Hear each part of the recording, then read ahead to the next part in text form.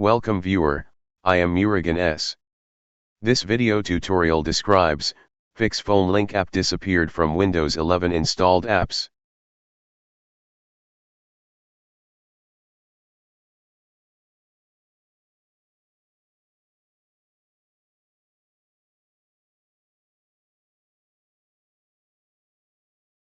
Phone link app not installed under installed apps.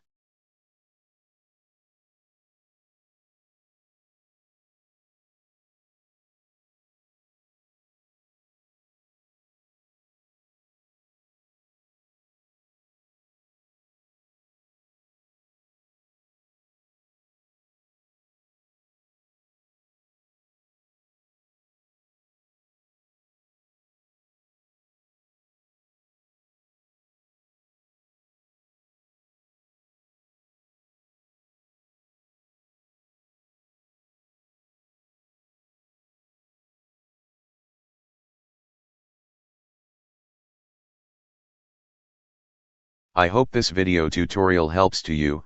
Please like, share and don't forget to subscribe my channel. Thank you very much. See you next video.